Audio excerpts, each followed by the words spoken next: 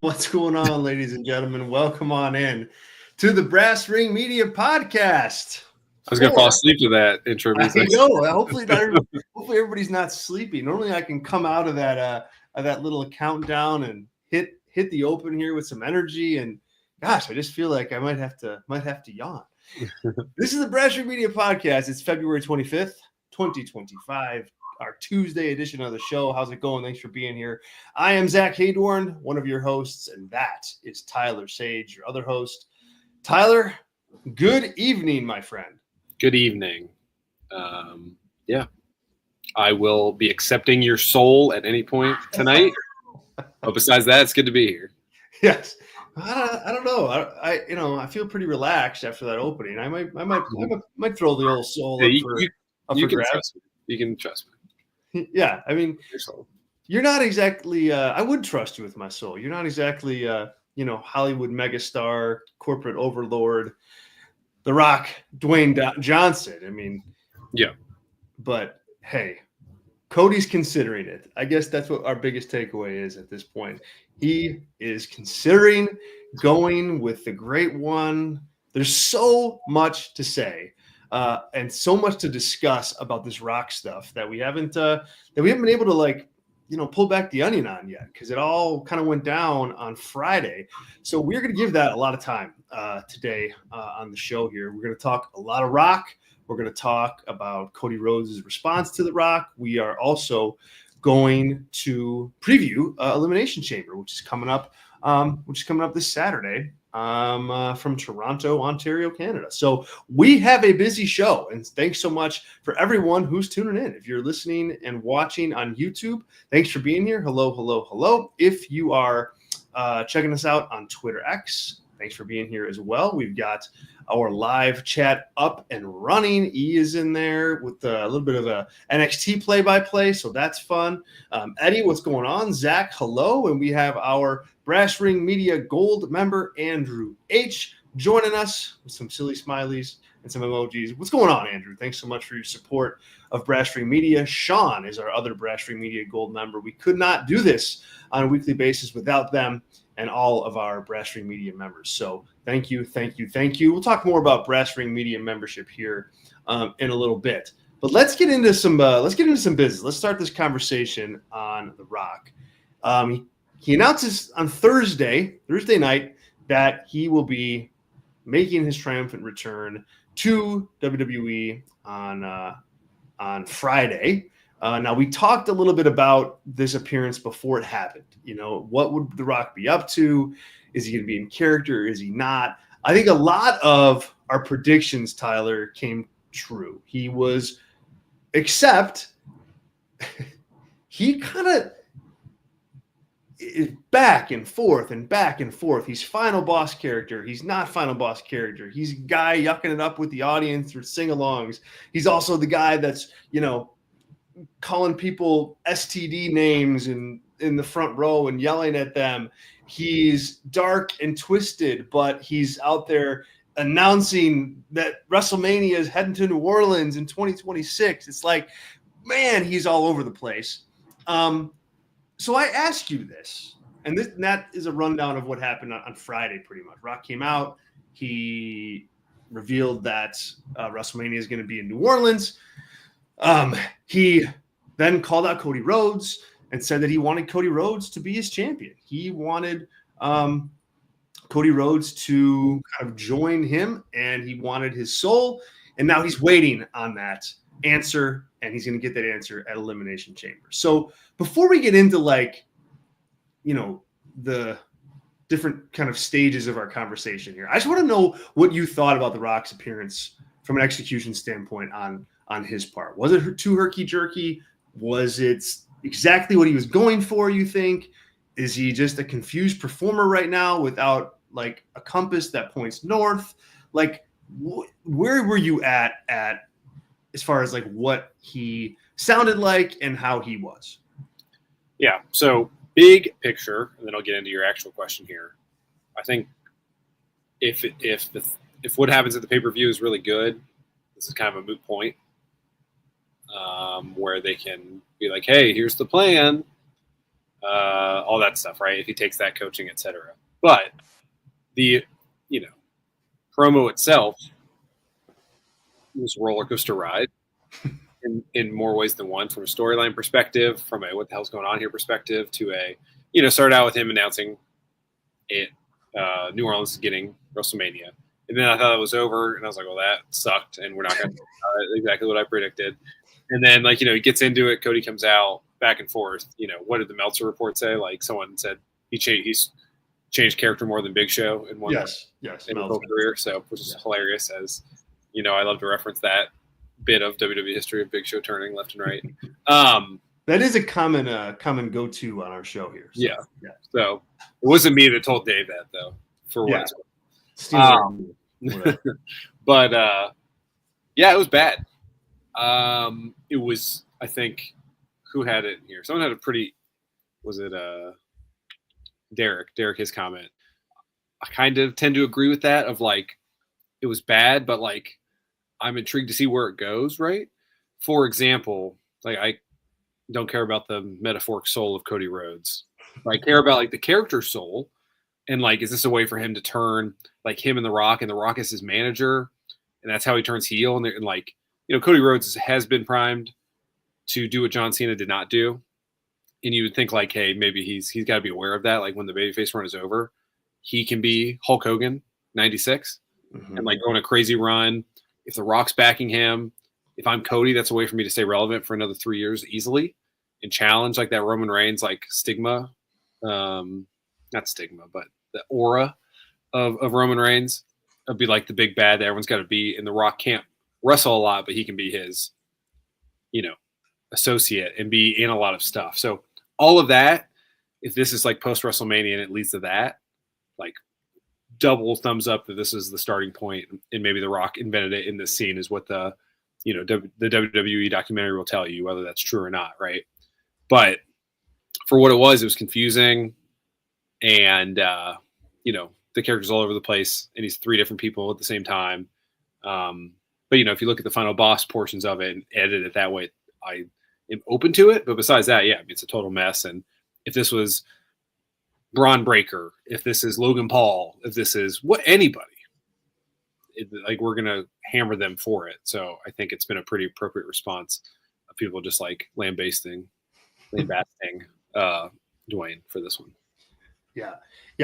I'm with you, and I'm with Derek too. I think that the execution of this on Friday was like an abomination. It really was bad. Like, I think after the fact, if you watch this and you look at, and Rock goes, oh yeah, like I meant to do that. That's the character I'm playing. I'm supposed to be this guy who's just completely out of touch with everything, who doesn't know what his North Star is, who doesn't know what his constitution as a person, as a wrestling star, as a businessman is. So I'm all over the place. It's like, that's fine. And you can kind of like, retrofit whatever happens and kind of rewrite history as far as that goes. But and I watched it again today, it's not only is it like jerking the character everywhere, but it's just not a good promo. It's not coherent. There's a lot of like hemming and hawing and this and that, and he's stalling with the audience stuff. It's a promo that could have taken 2 minutes, that took 20. And yeah, it was too much. Now, that being said, though, because it's The Rock, because The Rock is the type of star that he is,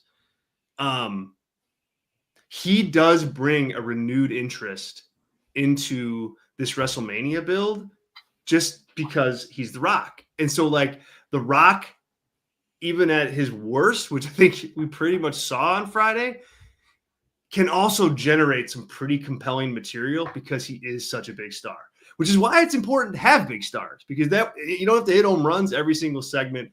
But here we have a bad segment from The Rock, and that's all anybody's talked about for the last 4 days is what does this all mean? And I do think that his involvement always, and which is always why WWE is going to say yes when he wants to come in, is that there's a layer, just a new level that he can bring things to when he's out there, even in the middle of the bad. he rises the tide. And I think he's made the next 7 weeks of WrestleMania build more interesting based on this little hook, as archaic and kind of meandering as it is. I do think that interest level right now is higher than it was 5 days ago.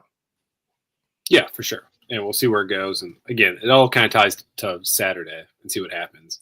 Another thing, like small thing about this was like, obviously, this is not going to happen at 10:30 on a Friday as the show's long. But it felt like the most dead spot of all dead spots to be like any match that happened. What Priest and oh my God, it was Priest and somebody in a tag match, right? It was the it was the tag match. It was like Solo and Fatu against Priest and Strowman or something. Strowman, yeah.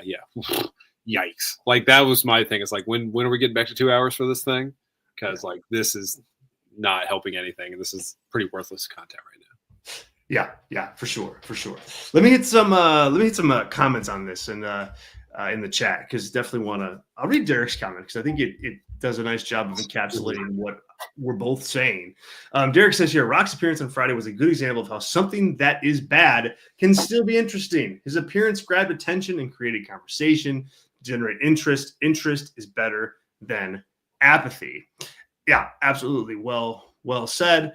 Andrew H. says here, the reality of it is that Rock, someone heralded as one of the best promos, has meandered his way into a territory that can be only described as WTF was that.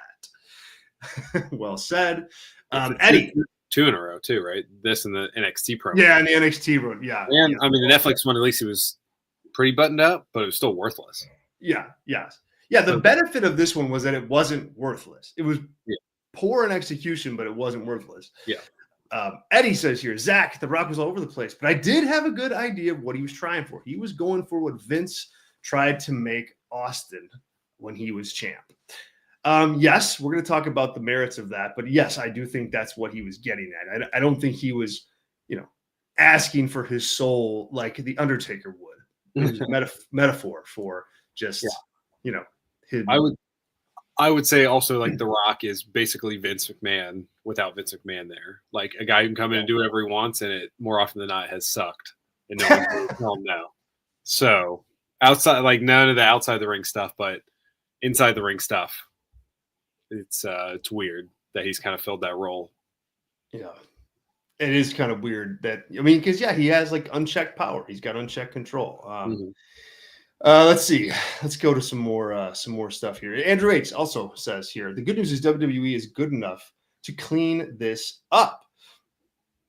It's not the end of the story. So yeah, just like let me say this.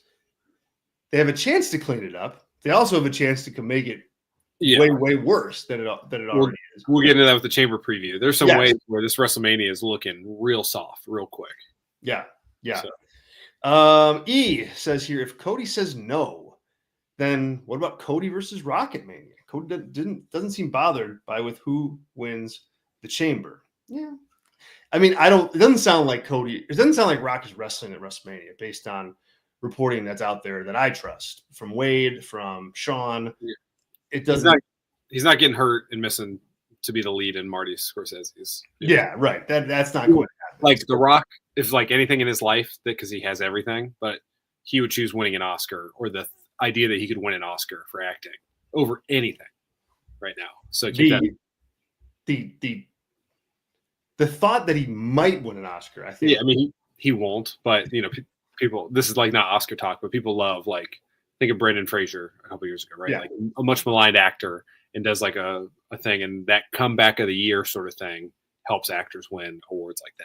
Yeah. And someone being like, "Oh, he's this guy in a serious role," and Marty directed him perfectly. Yeah, I don't think he will, but that's like on his mind, 100% for sure. For sure, and yeah, I think it's clearly something that's important to him. So yeah, mixed opinions on this Rock stuff. We're going to continue discussing it here in a minute. This is the Brass Ring Media Podcast. We're live with this show on the One True Sport YouTube channel every Tuesday and every Thursday or Friday, depending on what's going on that week. Thank you for being here. We really appreciate it. we've got all sorts of Brass Ring Media content that airs live on this channel all throughout the week. We have our 2 shows. Our Raw post show aired yesterday with Robert. We've got the Kick-Ass podcast on Saturdays.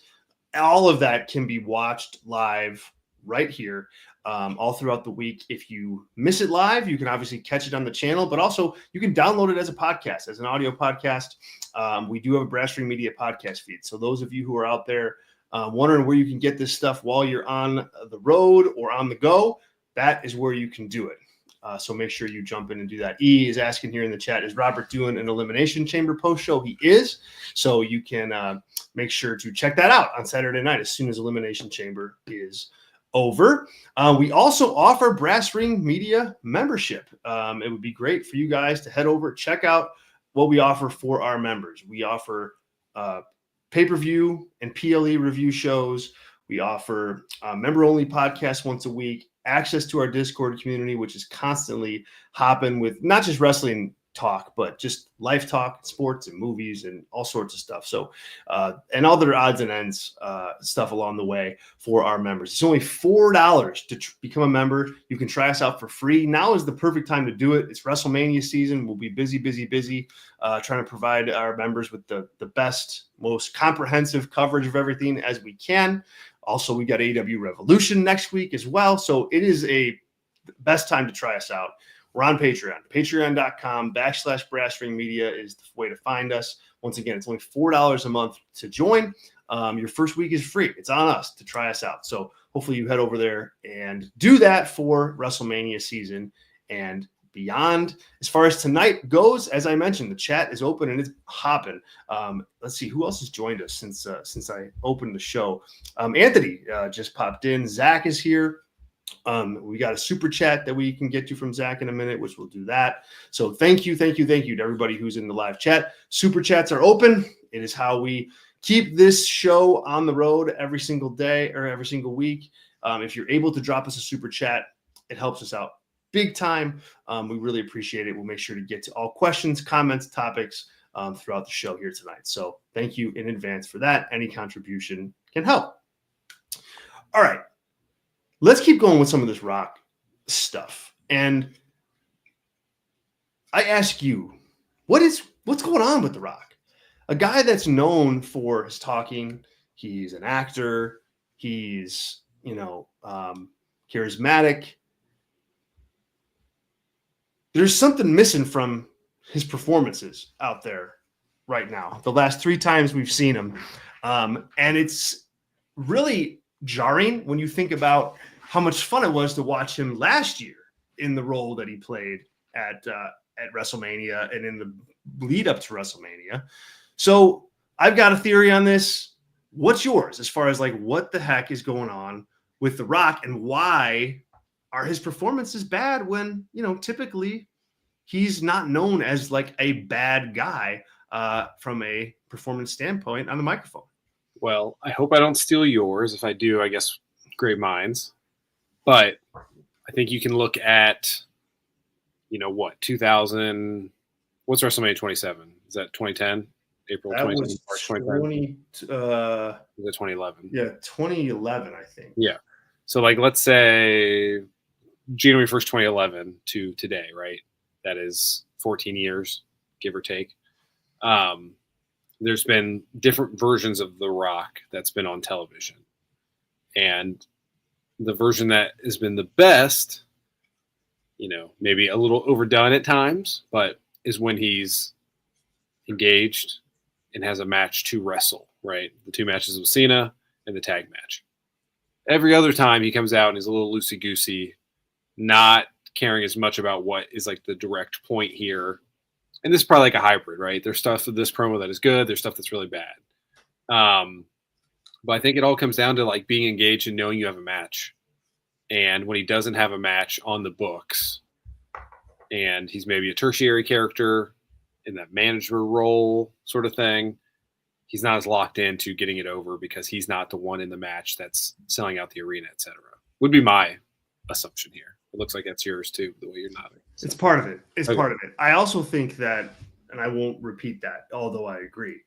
The other thing that I think is that I think he's like trying to serve way too many masters as far as public perception goes. Like, I think it seems to me like he has a problem like playing this heel pro wrestling character, because every time that he has a chance to like remind everybody that, hey, well, it's just a character, whether it's like in the press conference or in an Instagram post about ratings, it's like, hey, boy, I sure love playing this final boss character. And it's like, when I see that, I'm like, is this guy worried that like movie studios or directors or agents like think that like if he's just this asshole final boss character, like that's really who he is? Like, is this what we're worried about? So he has to spend time not just playing the final boss as best as he can, but he's got to balance that with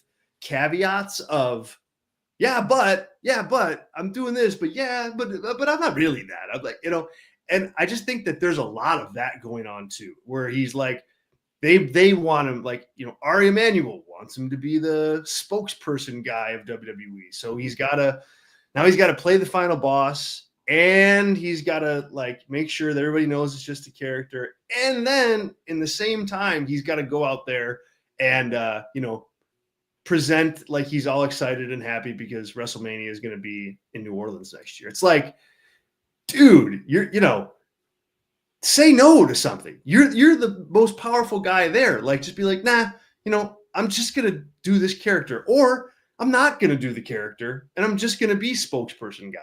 Like, to me, there's like, he's trying to juggle way too much in an annoying way, just so he comes across as, just this all around, good guy, jack of all trades, in control. And I just think like you end up watering down each of those parts of you. And I think that's what he does. Now you have this final boss character that's like, oh, okay, but he's not as cool as he was last year. Yeah. Also, like a extension of that is, everybody that is doing a character is like their own portion of their own personality turned up, right?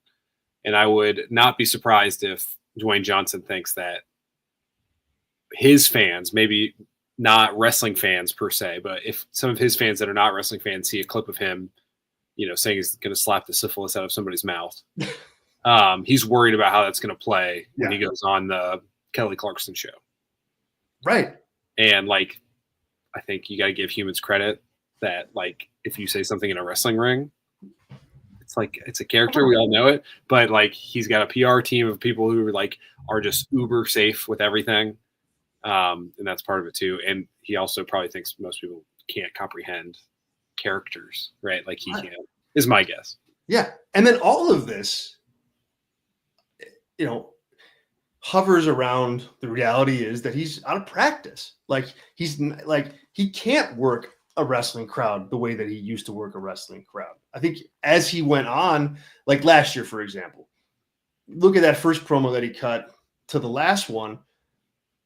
I think he can find it pretty quick. He can figure out how to ride the bike again pretty fast, but it takes a while. And he's not as witty as he used to be. He does lean on old Rock tropes, just like most, 40-year-olds like me or 55-year-olds like him or whatever he is.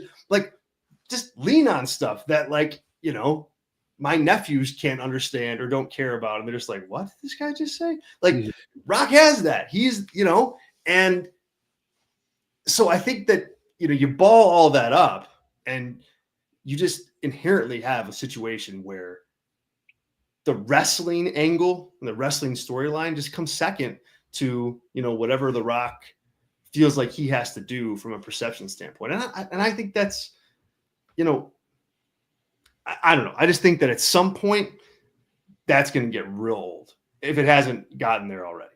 Yeah, for sure. I mean, it's, we're not going to talk a lot of Raw, I don't think. Just we're going to talk about it through the chamber. Like what you just like getting old and things like that. It's just like how I'm feeling with the Gunther build currently of like, I don't need to see the same thing 3 weeks in a row. And I'm worried we're going to get that here. Like we're going to see a similar thing at the chamber. And then it's like, okay, what the, I don't need to see the Rock until WrestleMania or whatever it's going to be. So let's hope they pivot on both, but they are kind of aligned in my like trepidation for these stories / builds, because like I think a lot of what WWE's done a really good job of in recent years, and they're trying with Gunther and Jay, right? They're trying to make it about a personal issue, but also like, you know, the idea of Jay winning a title is important, but like, man, nobody cares about Cody's title or Cody. Like this story could totally be told without that title belt being part of it. And that's not what they typically do. Right. And you don't want that. I don't think you want that. No. You know, especially going into like, you know, what's going to be in theory, a really, really big match at WrestleMania. Some more comments here and then continue this conversation. Sean is here, by the way. Sean says, "What's up, guys? This is Gold member Sean, Zach, and Tyler. Appreciate the both of you. Appreciate you, man. Thanks for everything. Glad you're here." Sean says here, "Curious what happens on Saturday. Cody is definitely saying no, but I wish he would have said more about why and him and Rock are quote unquote friends now." Yeah, did this bother you, Tyler? That, you know, they kind of jumped. But that their moms were together when they were literally wrestling the same night and taking a photo. Bad. Like, come on, someone's got to. That's bad stuff. That's really bad. Like they queued that up, so like someone needs, like Triple H needs to put his foot down on that. You can say that without showing the picture. Yes. Like, also, like if you had older women that, you know, one was white and one is Samoan, like in a lineup, I don't know if 99% of WWE fans could pick out the mother of each gentleman out of a lineup. So you could have anybody in that spot. You don't need that visual aid, is what I'm saying. You don't need the visual aid, and if you're going to put the visual aid out there, you got to make sure it's not a picture from the match between the two of them. Mm-hmm. The one where Rock said he's going to make Cody bleed in front of his mom. Mm-hmm. Like, just really, that's a bad miss right there. Let's see. Derek says here, "I think The Rock and his final boss character will be used as a storytelling vehicle for the Cody and Cena feud. He will be the temptation for both baby faces." More on this in a second. Well, yeah, let's hope not. More on this in a minute. But yes, good comment, Derek. Thank you. Ken just joined. What's going on, Ken? Long time, man. Thanks for being here. Appreciate you. So okay, last thing about this Rock stuff, like, and we can use this as a way to like start talking Elimination Chamber. Mm-hmm. But do you have any like ideas on where this is going to go? Like, what's your theory on not so much what Cody's going to say? Like, maybe don't give that away, but like, what's the purpose of this? You know, I mean, I don't think Rock comes back and does this unless there's a payoff in mind. We may not like the payoff and it may not be a good one, but there's something clearly in mind here. What, where's your head at in terms of like what the end game is with this Rock stuff? Yeah. I mean, end game is like midpoint for me, I would say, for this. So like, there's a couple things here, right? This is a vessel to get Roman on the show. Like he comes in and he sides with Cody to get him more over as a babyface and side with Cody. So there's not like a rivalry currently between them, right? Is one option. The other option is like to spurn The Rock, leads The Rock to screwing over Cody in the main event of WrestleMania. And this time he succeeds, right? He didn't succeed last year. And that leads to maybe the two of them wrestling at WrestleMania 43, whatever. 42. Yeah. Or something, a tag match at SummerSlam if they really need to get that two-night thing solidified as a thing, which is like, I could see if I'm Triple H and I could use that Rock's ego, be like, hey man, first two-night SummerSlam, we're worried about it like going well. First time ever. We really need you like in the main event to like make sure this sells out. So I think those are the things. Those are all like midpoints though, right? Because like the end of the story is years away probably here in what they're thinking. Or also Cody could turn and maybe Rock screws him over, but that was a way, you know, like a Sith Lord to like take everything away from him to see, so he had to see the truth, right? I think one of those things, the lamest one honestly is just like, hey, it's Roman back and it's a way for Cody and Roman to stand tall against Rock and have Rock run away for the time being is the least exciting to me. The other two I'm open to. I think a heel Cody, there's lots of money there. But a way to get to like Rock screwing over Cody and helping John Cena win. Like that's interesting, right? Or CM Punk. Like CM Punk would take that opportunity. And maybe that's like Roman didn't like that's Heyman's like way to get him, hey, here's your favor. Like I convinced Rock to help you out and win the title. Like I'm all about that, which is crazy to say for me. But like that story's way more compelling than hey, he's back and here's Roman, whatever. So I mean, you can go a lot of different directions. And it's like 50-50. Some are really intriguing and some are meh. So I don't know. What do you think? I think it's more of a, Rock is trying to get Cody to be his champion, right? His guy right now. I think Cody, ends up saying no to that. And then, whoever wins this chamber, I think is going to be in the Rock's back pocket. Like, I think that person is going to kind of be that role. So that might be CM Punk. That might be John Cena. I don't want to give away my picks here, but I kind of think it is going to be John Cena. Like, I think Cena, and Rock together as heels, with Cena going like, because look, last night you had 4 guys say, utter the words like it's best for business if I face Cody Rhodes at WrestleMania. Cena has said it at the press conference. Punk said it last night. Logan Paul said it last night. Seth said it last night. I don't think that's an accident. I think that's like a thread where like they're trying to, I think they're like teasing out, hey, these guys, like one of these guys is going to be tempted by what the Rock's offering. It's not Cody, but one of these guys is going to be tempted by the Rock. I mean, the idea of Logan Paul joining up with this heel Rock character is kind of nauseating in a lot of ways, but I think it would work in a lot of ways too. I think it would have the impact that the story would want with that guy as like the face of it. But, I don't know. I don't think Cody versus Logan Paul is a very compelling match, but you add Rock in to that picture, and then all of a sudden maybe that changes a little bit. So I'm still iffy on that, but that's what I think is going to happen. I think Rock is going to pick up like this person. It's not going to be Cody, but it is going to be somebody, and that person is going to be going against Cody at WrestleMania. I think you have a heel turn here some point, but I think it's too soon for Cody. I think he still gets huge reactions. He's the babyface you've been looking for a decade, and you have him. I think you still ride that out right now, especially if you want to do a Rock match down the road. Like, Cody as a babyface against heel Rock is the way to go. I didn't really. What's strange about your comments is I did not factor in Roman into this. At this point in time, like how Roman factors in, does he factor in, and how? That's another layer that I'm just not sure how it flushes out. So it's a whole other thing. And Rock mentioned it too at the top of his promo. Yes, it's key to me of like how because of Cody they didn't get that match, and they salty about that. So I think that's important to think like how he is involved in all this. 2 questions for you on your comments here. You think Cena is like going to go heel and side with the Rock? Like anyone else, I agree, is possible. I think he might. Yeah, I mean I'm into that. I just think it's like not happening at all. But I'd be into that. Like as a story, that'd be the only way to really get me into the Cena Cody thing. Okay.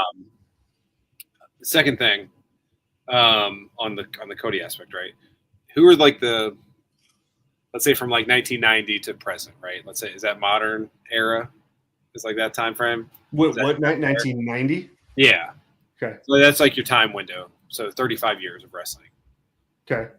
Name the 2 biggest in your mind heel turns in the business in that time frame. Well, how do you define biggest? Like just what pops up in your head. That's the biggest. Austin and Hogan.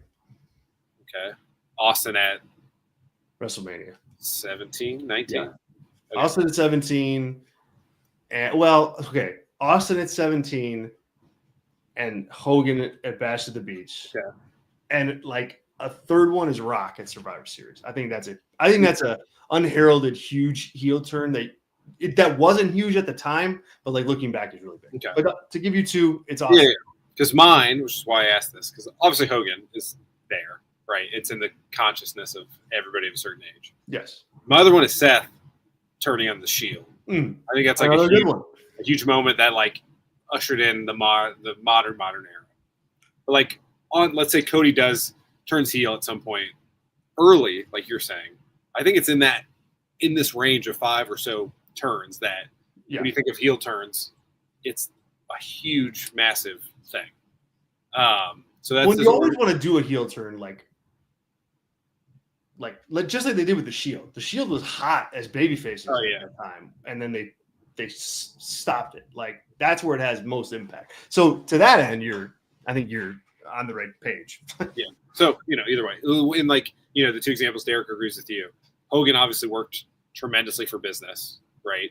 If you look week to week, it's kind of rough up and down. A lot of everything is when you really look at it too granularly. But the Austin one's a huge failure, right? Failure, yeah. It's huge failure. So that's also the other side of this is like, hey, like, do you ruin Cody by doing whatever? Like, obviously, Austin hated it too. A lot of that time of his booking, because he wouldn't sell as many shirts. So maybe Cody's the same way.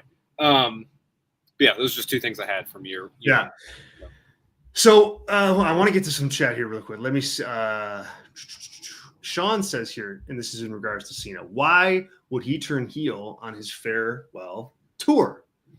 Is this what you're getting at as far as like why? In that, like, it's just not going to happen. Yeah, at this point. That's why it would work so good, so well. Is that I'm just like, ain't no way John Cena's turning. He's gone this far. He's not going to do it. Now, if he did it, and he's like, it's just.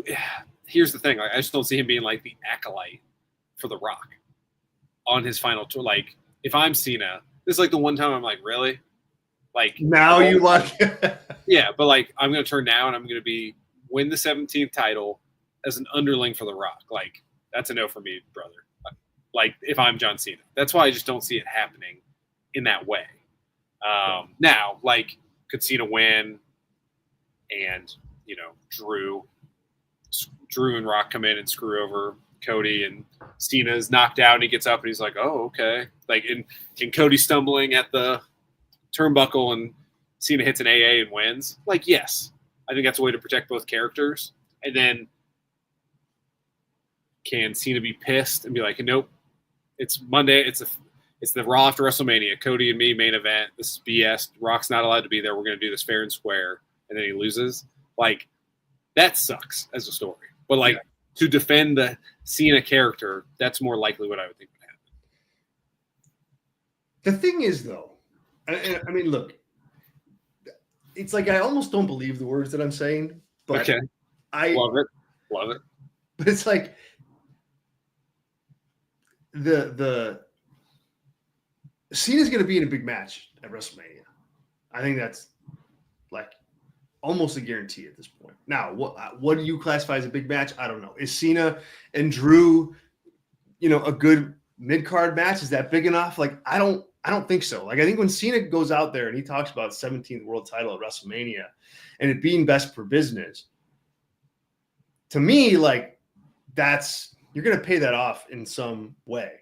And so if Cena and Cody is the match and you have Rock now playing this card, I have a hard time finding my way out of Cena, like adopting that role at some point here, whether it's at WrestleMania or whether it's after or whether it's before. It just seems like, now that Rock is tapped into that, like assuming that that's the match, how else does it go unless Cody's the heel, in which case, and that I don't love that either. Yeah. I mean, that's probably why you don't do the story in the first place. So let me ask you this then. Let me ask you this. Okay. Okay. So assuming Cody says no, let's just, and we'll put our official previews in for that in a little bit. But assuming he says no, who's a better surrogate for Rock right now? Like Punk, Cena, Seth, Logan, and that I'll only give you those options because I think Damian Priest and Drew are non-starters as far as that goes. So yeah, Seth, Paul, they're not big enough stars. You're saying? Yeah, not big enough stars. Gunther? Can I say Gunther? You cannot. Not say. I think that'd be a way to revitalize his character. Give me it again. Logan. So this is the other Elimination Chamber guys. Seth, yeah. Logan, Punk, Cena. Like who would fit? Yeah, I mean, where you go. It's probably Punk because he can like talk his way into. It's like, oh, yeah, I'm in on this, Rock. You know, he can wink out the other side of his face and like get that across of like he's using Rock as well as he's being used by Rock to get spots, and he's that morally gray character that he's best at. Mm-hmm. You know, Seth would probably be next for me, as he can obviously do the heel role, but it had to be a whole nother character, right? Which is fine. He's probably got one more major character in him for his full-time run here. Yeah. But, you know, is that Architect 2.0? You know, we've seen that. But those two, I think, can do it. But Cena and, I mean, I don't give an F about Logan Paul doing anything. So. Yeah, Logan Paul, that's, yeah. Andrew says here, Logan is the most logical choice as protege. Well, I think I think, yes, he is a fine choice as a protege. If this was, you know, May 10th and you were past WrestleMania and you had a year to do this, I think that would make more sense. I just don't think Logan Paul is wrestling Cody Rhodes in the main event of WrestleMania. Like I just don't see it. So your question is more like a long-term question. Like it could be either. It could be either. No, I mean, but like inherently, I think it matters for right now because you know I think they're gonna do this angle pretty quick. Yeah, I would just say like long-term, I would choose Seth if I'm gonna have like 3 guys under Rock, not Punk, because like Punk with like Braun Breaker and I don't know who else your third, Jacob Fatu or something, right? Some family members and the 2 top guys. Like that works better with Seth being like the lead of the underlings. Yeah. Punk doesn't fit in a group ever for any reason, ever in the history of his career. He's always a lone guy or else it sucked. Yeah. The other thing to think about here with John Cena is like, you know, like what sort of impact he can make on this final run. It kind of like you kind of have, and like we don't have a long enough show to really break this all down right now. We could probably pick up the conversation on the member show this week to continue it on. We can kind of start it here. Like, I think if you just figure out like, all right, should Cena or should he not do this? Like, it kind of matters like what's coming at the end of this whole thing with Cena. Like, who is the guy that they have in mind to put Cena down, you know, for the very first time? Is it a super villain? You know, is it somebody like a Gunther, like who is just going to get loads of heat for this and is going to ride that like Brock has ridden, you know, retiring the Undertaker streak at WrestleMania? Or maybe it's somebody like Braun Breaker who you're like, no, this is a badass babyface that we're going to build. And Braun Breaker is going to roll through Cena, this like heel Cena character, the anti-Cena, the anti-Rock. You know, is that in the cards? Is it somebody else? Like I don't know, but I feel like that should be a thought in terms of like what they do next, not just with Cena, but with any of those guys that you just mentioned, Seth, Punk. Like, I think you have to like examine it from the back end too of like, okay, how does this end? Maybe it ends with Roman? You know, maybe Roman is the guy to kind of beat that. I don't know, but I think it's, you know, I thought about that as far as like if Cena does like do this heel turn, right, and joins The Rock, it's like you got to have that humongous babyface building now because he only has 8 months left. And I don't know that they have that. first and foremost, I hate all of this. This all sounds like it sucks so bad to me. Really? Yeah. Here's the main thing. John Cena, if it's anything like the Royal Rumble, like he's done. He can't do anything. And he cannot do a singles match to save his life, which is why I think that spoiler, I also think Cena's going to win. If you look at the odds, I looked it up while we were talking and I got really sad. So, Cena's going to, he's a huge, it's like the biggest favorite I've ever seen in a wrestling prop. But like, to me, it's like Roman, Seth, and CM Punk are wrestling on night one of Triple Threat to get into the main event because they cannot have Cena and Cody work 20 minutes by themselves. They need a third person so Cena can lay down and do anything you're telling me about, right? Right. Is that he can cheat, him and The Rock can come together, and it's, Cody and Seth, Cody and Roman, who are like one generation versus another generation, right? That story still hasn't been really plucked out of the air yet. Mm-hmm.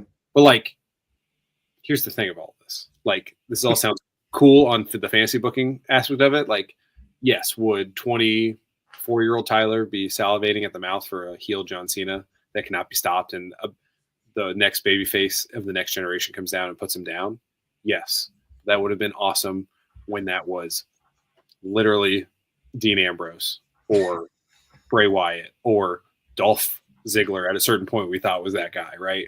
Whoever it was going to be, that's where CM Punk, did kind of happen, but not in the way that happened. Like, if Cena cannot wrestle, which I have seen nothing to say that he can, then I'm out on all of this. And how many dates does he have left for this year? Like 33 of them, if he's got 36 for the year. Like, he's working every week. Because the fact that, like, you're going to have him win with no build, where you have a press conference, and him in a Royal Rumble match where he was laying down for 20 of the 21 minutes he was in it, and had the worst, like, ending of a match ever. So I'm sorry being negative. It's not really to your point, because I like it, but, like, if I'm WWE, I think this is, like, a really dangerous road to go down, because if he can't work a match with Cody and wins and cheats with The Rock, you're going to get, like, I'm over this heat, not heel heat out of this. So I hope he gets in ring shape, puts on 6 good matches in this run here, but I just don't see any of this happening, because I don't think Triple H, if he has any control of this, would be like, yep, let's kind of ruin all this Cody Roman stuff I've been building for years and do this Cena Rock thing. Yeah, well, I don't think you're wrong on any of that. Like, I mean, you're going to see, the scary thing is you can hide in a Royal Rumble match and it still looked bad from him. Now you can't hide. You can hide a little bit in the chamber because it's coming out last. That's for sure. Oh yeah, he's definitely coming out last. But even still, like, at some point, if he wins, it's going to be a one-on-one match or a triple threat. Like, you're going to have to do more than he did, way more than he did, more efficiently. And it's going to stand out worse if it's bad in this scenario. So I don't know that anybody would disagree with you on that part of this. And the thing is, like, what do you think about just like The Rock flexing on Paul Levesque in this way, where it's like, I'm coming in and I'm doing, like, Wade reported over the weekend that, the writers and Triple H had about a week notice on this. They found out, like, during the week that this was going to happen. And, he kind of just gets to dictate what he wants to do without anybody really checking him. I'm not expecting him to be like, that's great, Zach. What a great way to work a TV show. But just, Palace intrigue wise, what are your thoughts on that and how Rock's been conducting his business? Yeah, I know if I'm Triple H, that's how I would like to tackle this answer, is that I would probably, for lack of a better analogy, let Dwayne, hang himself with his own rope. It seems like the booking structure here, if that is the case, is how I would deal with it.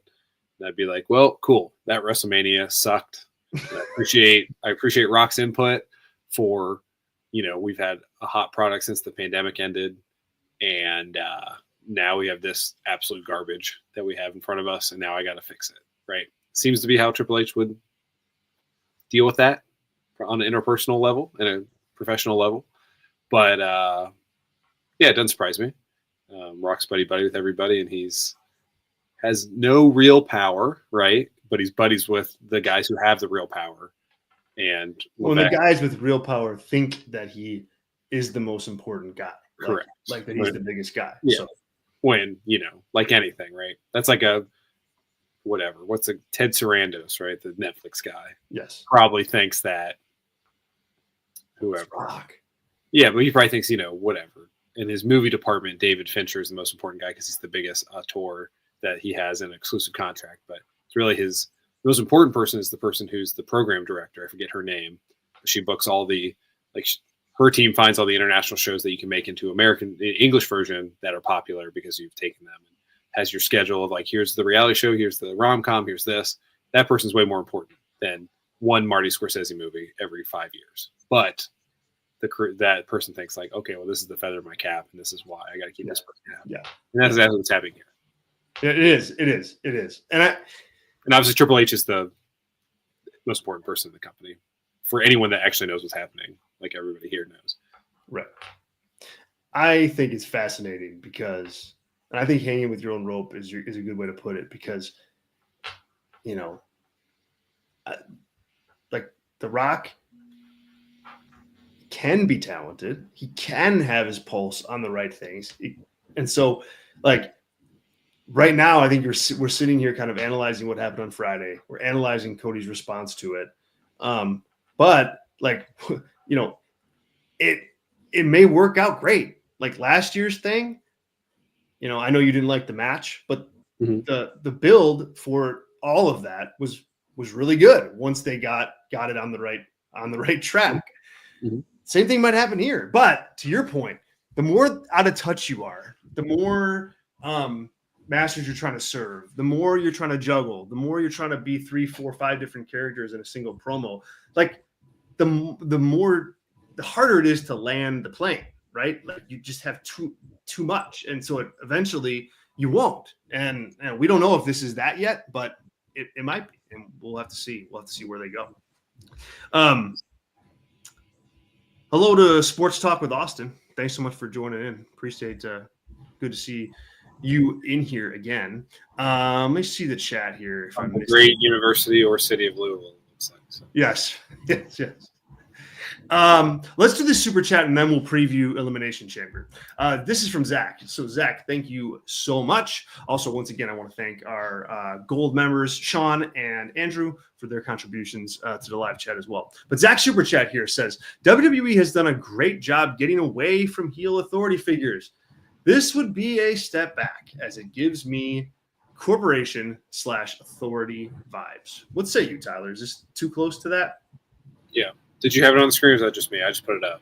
No, I thought I did, but I definitely didn't. Cool. Well, there you go, Zach. Just to make sure he saw that. Yeah. I don't know. I think it's cyclical, right? The storytelling mechanism of it.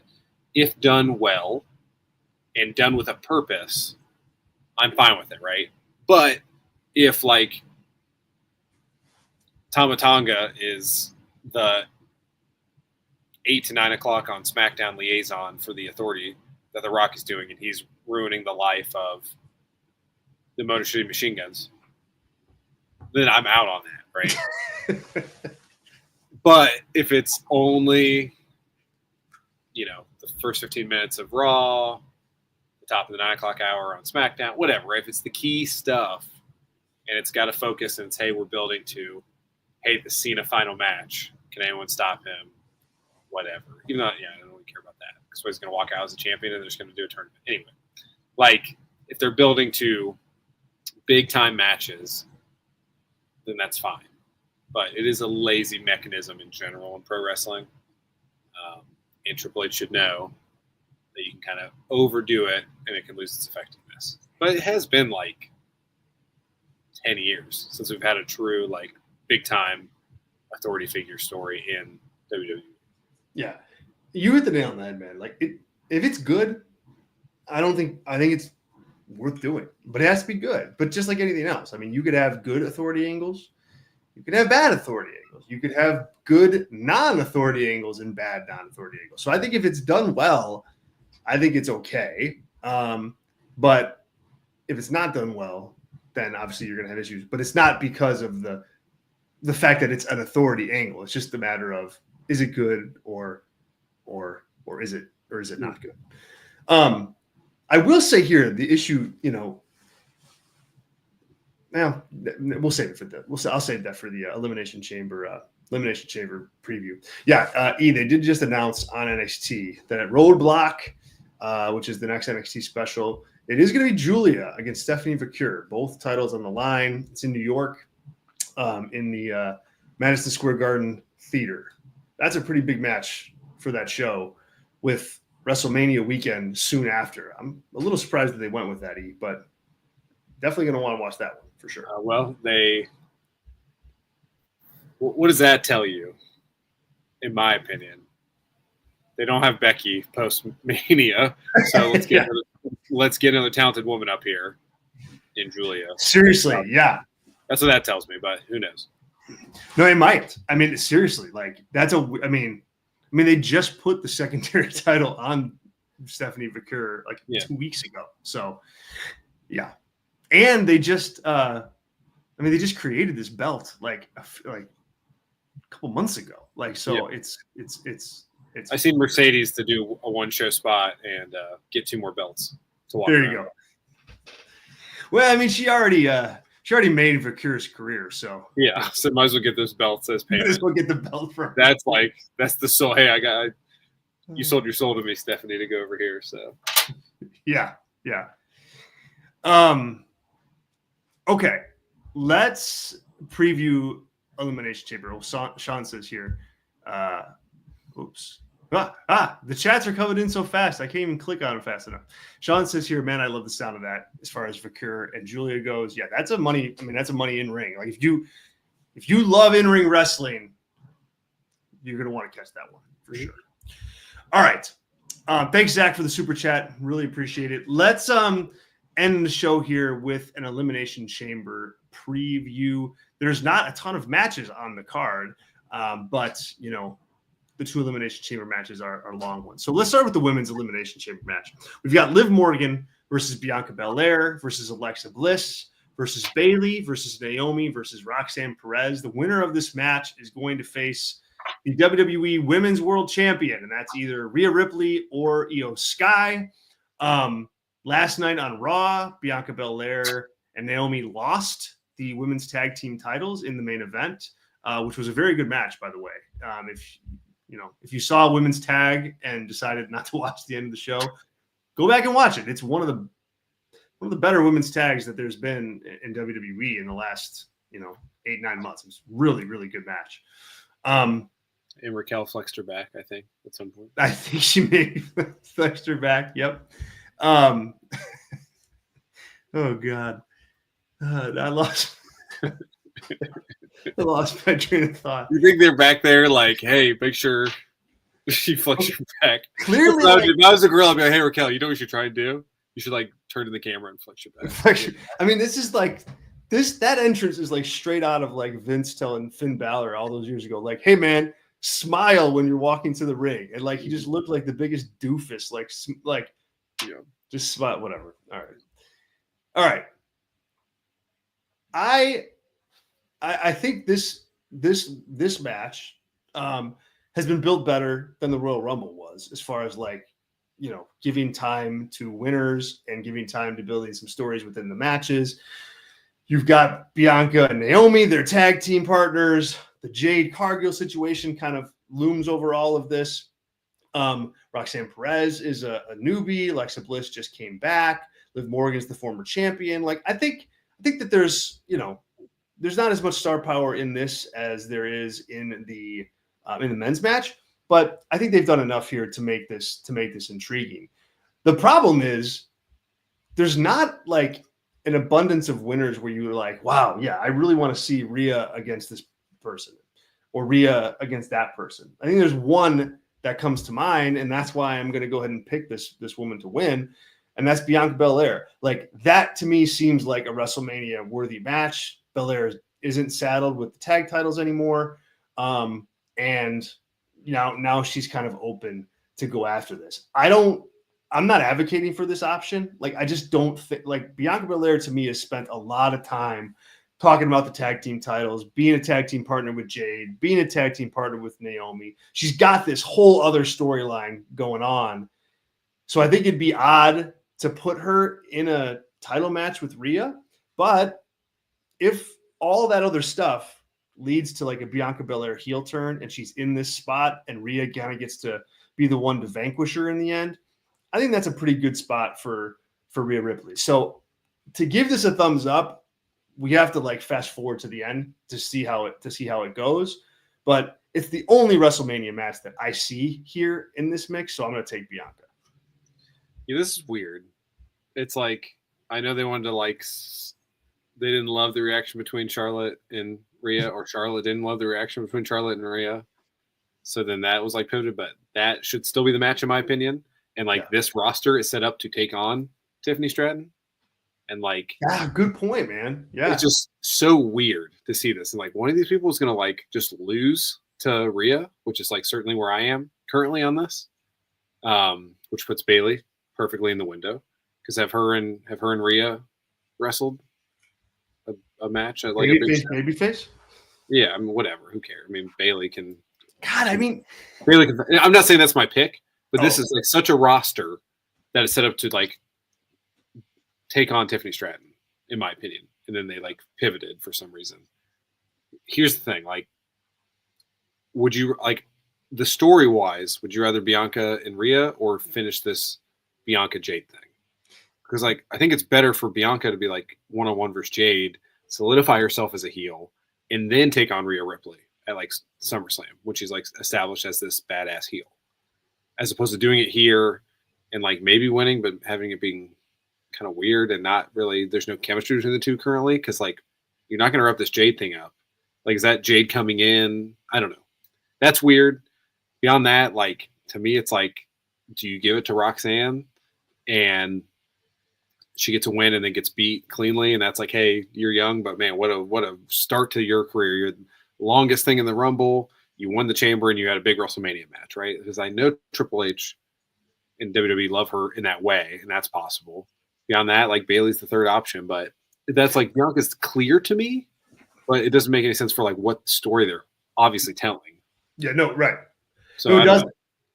It doesn't. I think the next best option is what you rolled out with Roxanne Perez. Like, I think that's the next best one, because like you can just kind of continue her dramatic rise to the top of the card, right? Yeah. I mean, well, yeah, and like this card again, like Liv would be like such a good option if she's taking on Tiffany Stratton, in my opinion.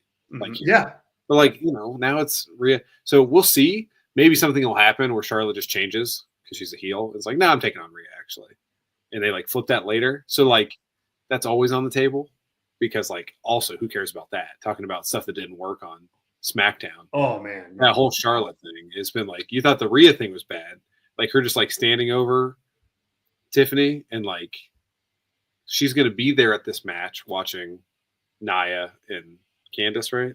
Mm-hmm. Is the match? Yep. Like, brutal. So like maybe something happens there, and like she pivots, like, now I'm taking on Rhea, and Liv won, and you're like, oh my god, we're getting Liv and Rhea for the 17th time, and then you pivot to Liv and Tiffany. Oh, that's way better. So we'll see. Like, I don't, but like, if this is whoever's taking on Rhea, then like, why even put Liv in this? Because you just know she's not going to win. Yeah. Well, we'll get to that. So I'm more down on this than you are, but just from like a who's in the match and what the hell they're doing here. It doesn't make sense. I mean, that's why like it's hard to pick Bianca, because like, but I just looking at it as a different perspective. I'm looking at like what's a viable WrestleMania match for Rhea Ripley. I mean, I guess Roxanne Perez is like, but as Sean says here, and I agree with this, Roxanne as a heel against Rhea is really weird. Like, it just doesn't look right. Like, Roxanne is just this little, like, small woman, and Rhea is this big bad baby face. Like, I don't even know how you wrestle that. Yeah, but like on the main roster, she's been like tweener, right? If you don't know her main roster, only if you only know her as a main roster person, I think you can get there. Yeah, that's true. I mean, None of it's ideal. We can agree on that. But there's not it's not. It's not. Which is like intriguing. So maybe maybe Naomi will win. We'll all be like, what in the hell is going on here? So who is your pick then? Like Bailey? I'm gonna go with Roxanne. Roxanne. Okay.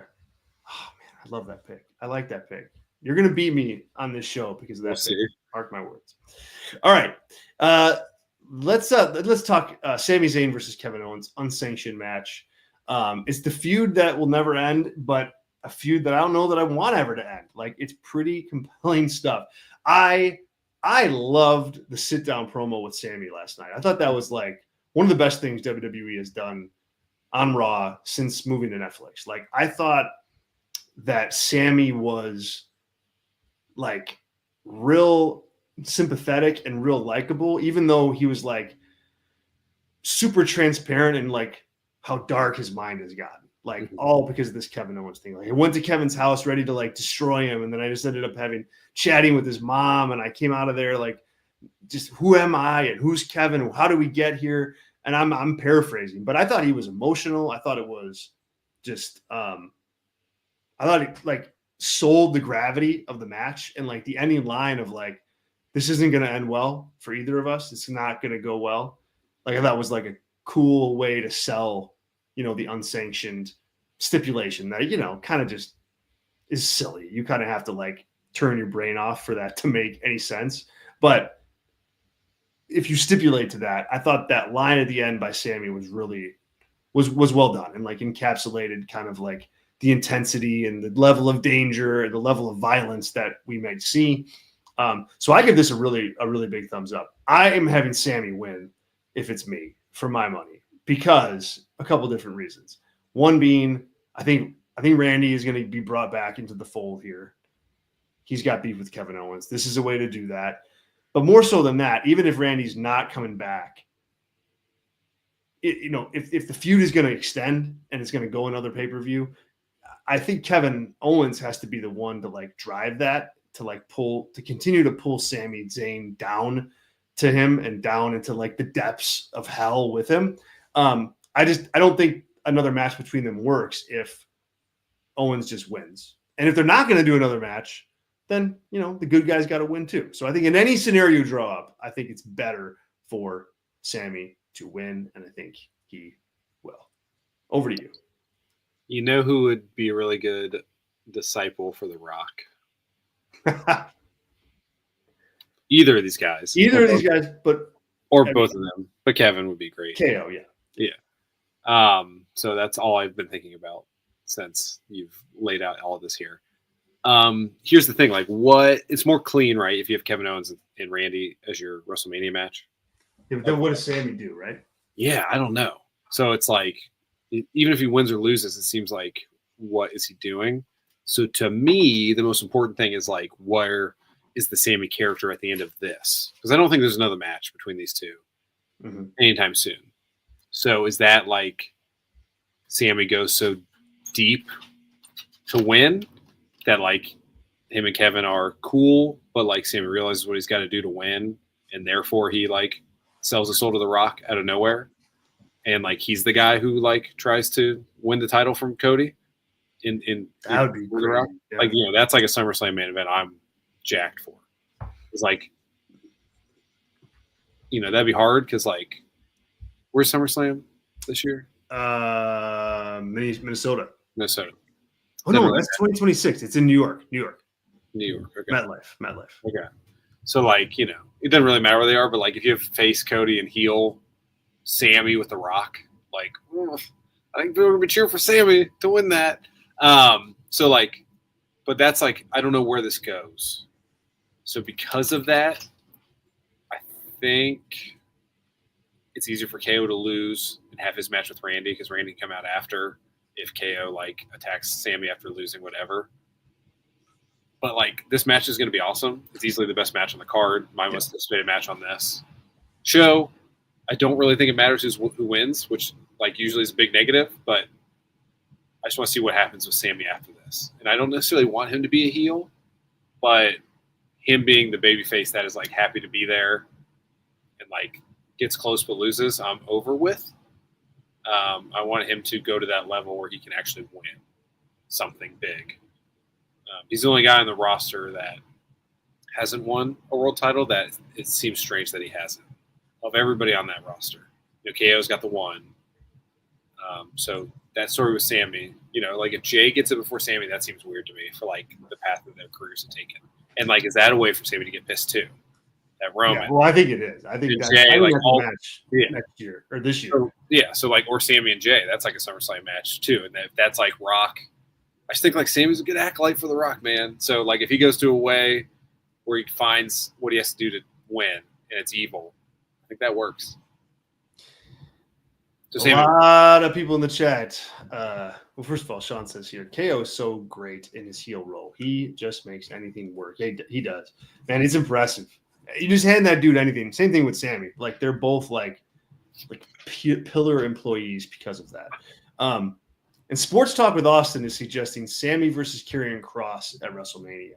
They have had like an awkward amount of like backstage encounters on Raw for the last like 8 weeks. That it's hard to like completely dismiss that, even though that sounds like a ridiculous match. But Sammy is a yes man. So like if they say, hey, you're working Kross at WrestleMania, he'd be the guy that you trust to do it. That's for sure. That's for sure. Yeah. All right. We got Tiffany Stratton and Trish Stratus against Nia Jax and Candice LeRae. This thing is in Toronto. Did you know Trish is Canadian? That's so crazy. They got that to work at the same time. Shocking, right? It's like they plan this stuff out. Yeah. If Vince was in charge, he would have called Christian and be like, "Oh, you work somewhere else?" I was hoping to get you on the show. I mean, Cope too. He'd be like, "Your name is Cope now?" Yeah. I mean, there's nothing to this. The better thing to talk about within this match is the Charlotte and Tiffany dynamic, which I think, like you, is a train wreck right now. Like, I mean, Charlotte Flair is just, I don't know, man. I don't know what you do with her because, anybody that's getting the kind of reactions that she does, that it would be moving down the card. I mean, this is like Karrion Kross when he had the mask on. Like, it just is so bad. Like, she's bad. She's out of touch. It's bad. And what was Dijak's name? Like Ramrod or something? Yes, whoever that. Yes, but it's like that to me. When I watch this, I'm like, dude, they got to get Charlotte out of this match. Like the idea here is that Tiffany gets a big win, a big signature opponent at WrestleMania, but for whatever reason, like Charlotte is just not. She's just not doing it. She's not bringing it. I think like Nia Jax is like a better opponent for Tiffany at this point at WrestleMania. Like I just don't think you've seen anything from Charlotte that tells you she's ready for this spot. And I think this match is dangerous waters. Yeah. Do you think Charlotte's already made like back channeled with Vince to be like the first big signing for his wrestling company? Yeah. Because I'd be doing that if I were her to make sure I got another bag coming to me. I wouldn't be surprised. No. But it sucks. It's the worst thing going. It's been our guess that it's going to be the worst easily. If any match is worse, or like I'm like, if we're to rank like, hey, there's 10 to 12 WrestleMania matches. If her match with Tiffany is not 12th or 10th, however many there are, I'd be absolutely floored. At this point, yeah. So it sucks, and like I'd rather see Nia in. And also, like, does Nia have the streak for most like pay-per-views working in a row? I feel like she's worked like since like October every pay-per-view. She's worked a lot of pay-per-views, yeah, which is kind of crazy. But hey, good for her, I guess. But right, good for her.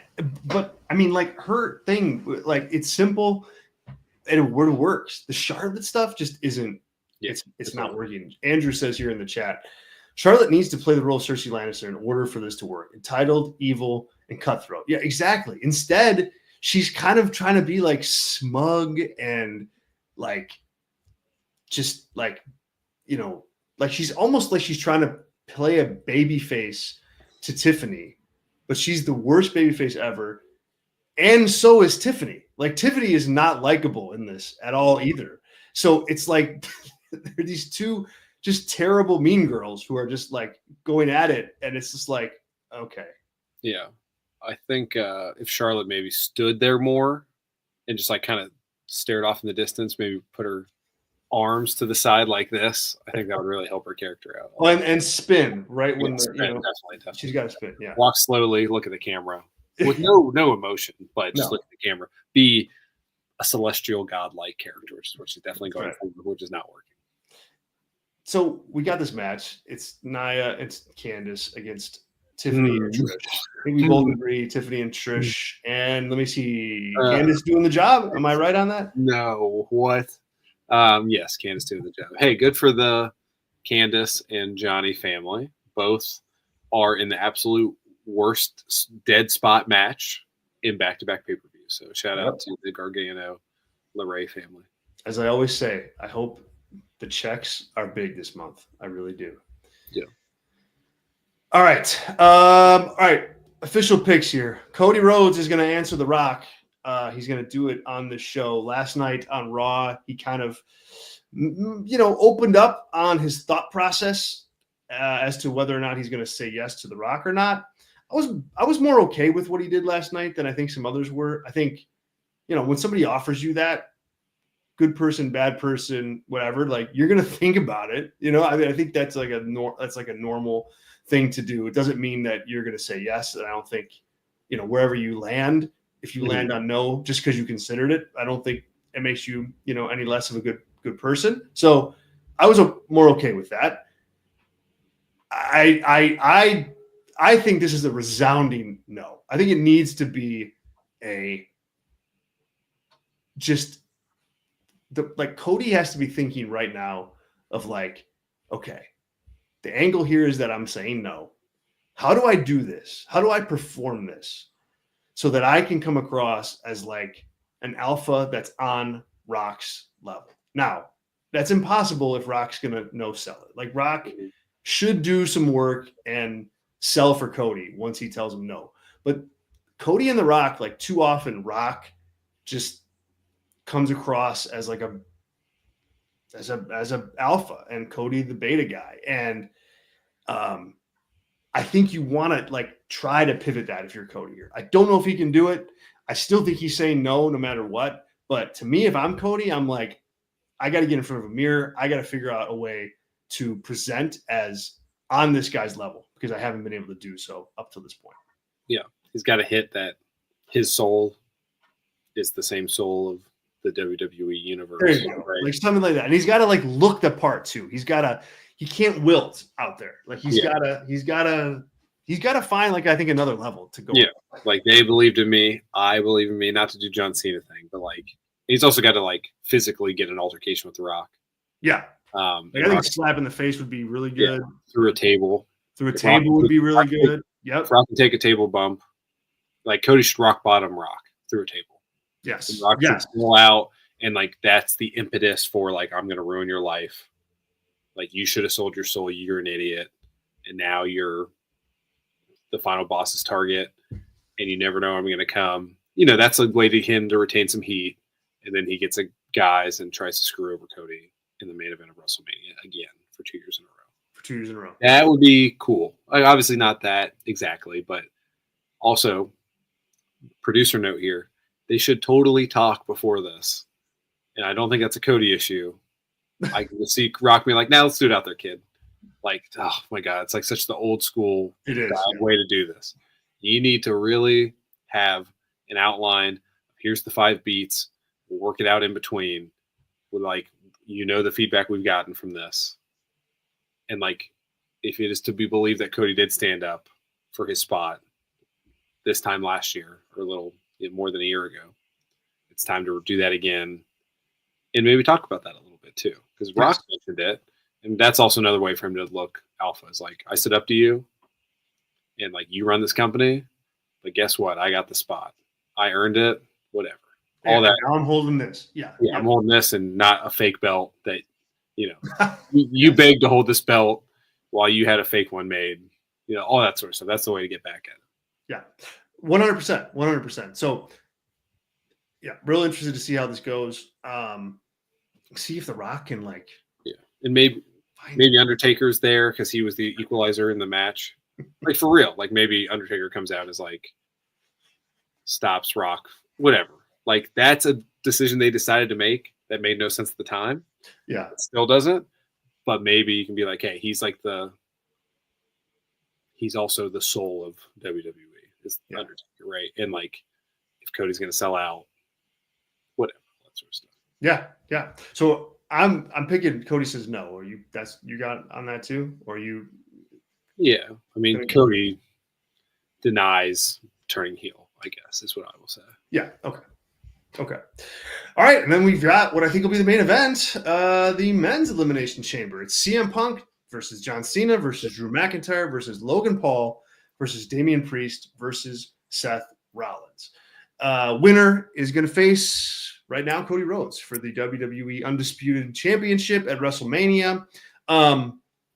There's more directions where this can go because I think that there are a few WrestleMania matches in here for Cody. I like that they've given most of these guys, just like the Royal Rumble, you know, Drew's talked about what it would look like for him to win. Same thing with Cena, same thing with Punk, same thing with Logan Paul and Seth. The only guy that really hasn't is poor Damian Priest. But everyone else has. So I think this is going to be a decent match. But the question mark is Cena. Like, he is not going to be able to hide away on this one. He's going to need to show something. And same with Punk too. You know, Punk, has not had like smooth performances. I mean, I think he's maybe finding his stride a little bit. I think the match with Sami Zayn a couple weeks ago was a positive step for him. I predict Logan Paul does something from very, very high in the cage. But outside of that, I'm taking Cena. I don't love it, but I'm taking Cena to win this year and further the Rock storyline and face Cody one-on-one at WrestleMania. Like, that's your night 2 main event. Who is the last person there with Cena? I think that's very important because I think Cena's going to win as well. Ooh, who's the last person? I think it can only be one person or else this is bad. So let's see. I'll tell you what I'm thinking. I don't have to put you on the spot. Yeah, go ahead. It's got to be Logan Paul and John Cena at the end, or else the whole crowd put anyone else in that spot with Cena. And the way he's not going to be performing, he's going to be hitting 3.5 moves of doom. Yeah, you're right. He's in Toronto in a pay-per-view crowd that paid thousands of dollars for this really bad card besides Cody and KO or Sami and KO. And to see The Rock and Cody interact, right? That's the reason they paid the money for this.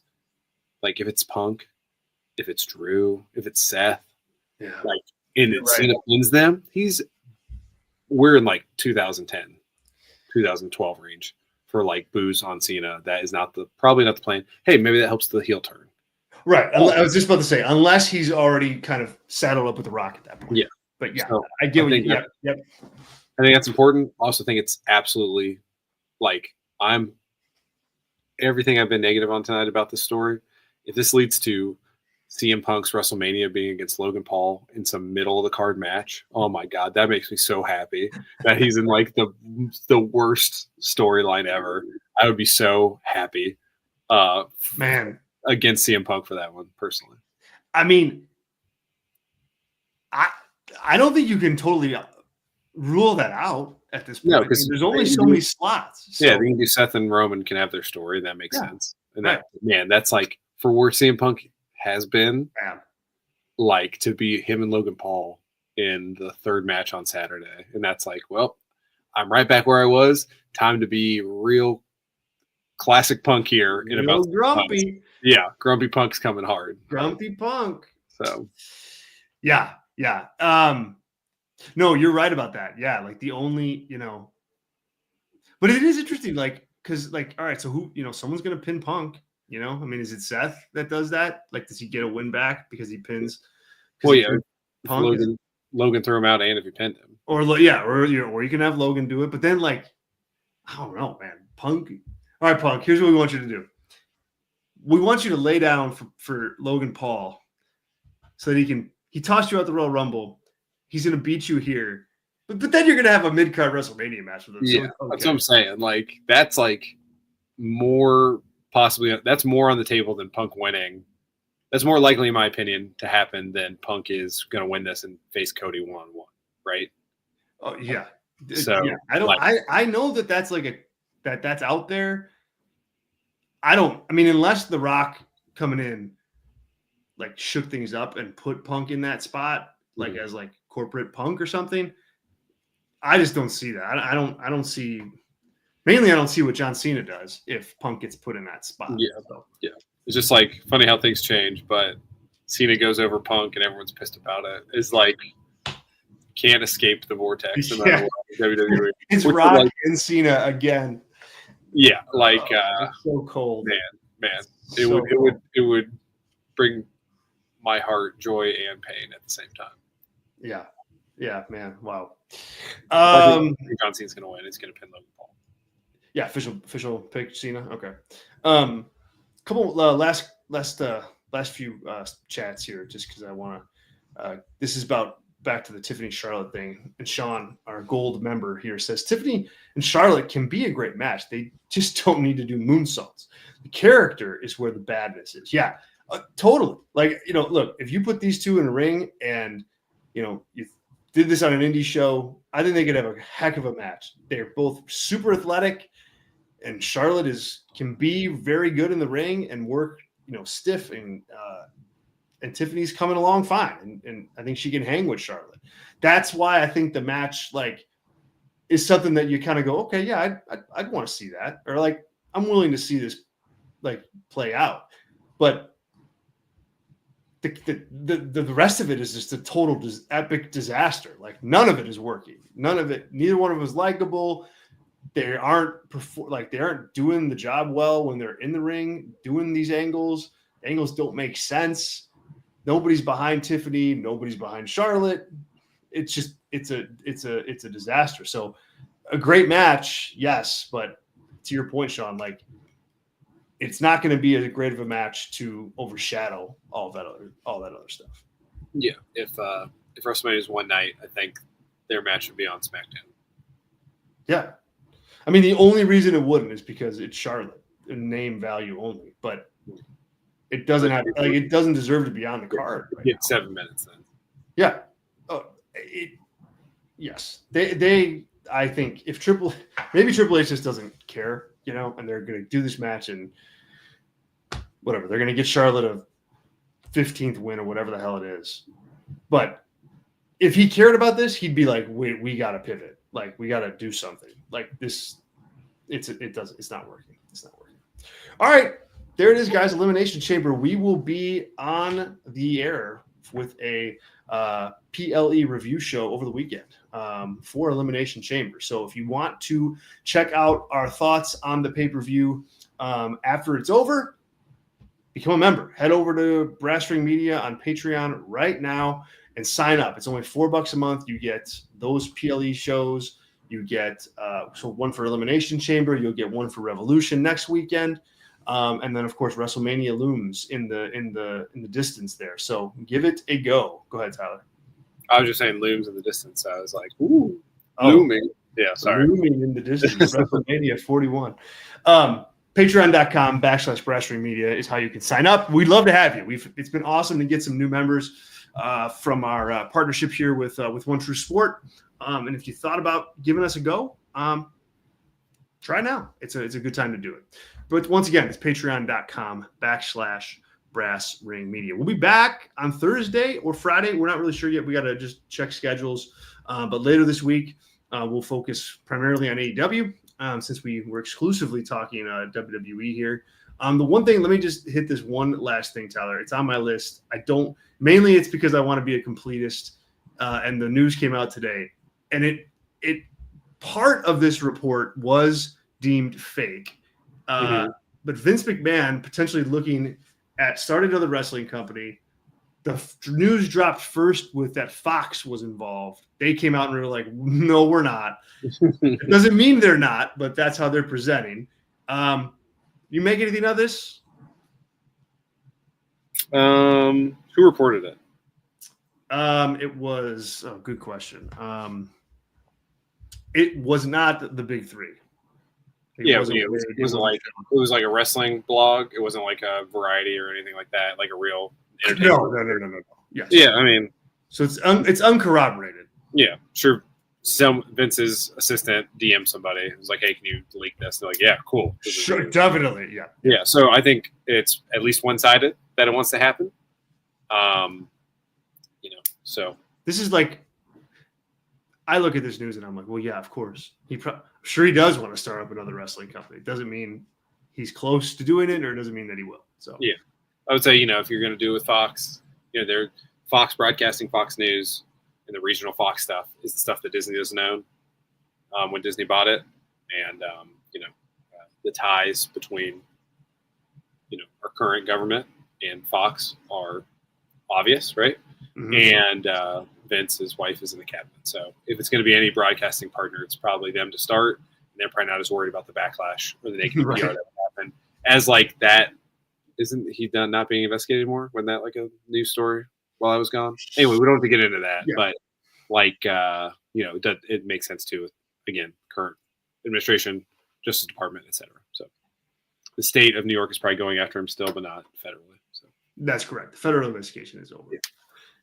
There you go. We're completist. We hit that. We got to that bit of just lame Vince news. All right, guys. Thank you. Once again, it's patreon.com/Brasserie Media. Appreciate everybody in the chat. And that's our gold members, Sean Plickta and Andrew. Thanks so much for your support. Thanks to our super chatter, Zach. Thanks to everybody else who joined the show. E and Byron and Sports Talk and Eddie. Who else am I missing here? You know who you are. Thank you for being here. We appreciate it. To everybody who watched live on X, thank you. If you watched on YouTube, appreciate you. And to those who are watching and listening after the fact, thank you. We'll talk to you all later this week. Have a great rest of your Tuesday. See ya.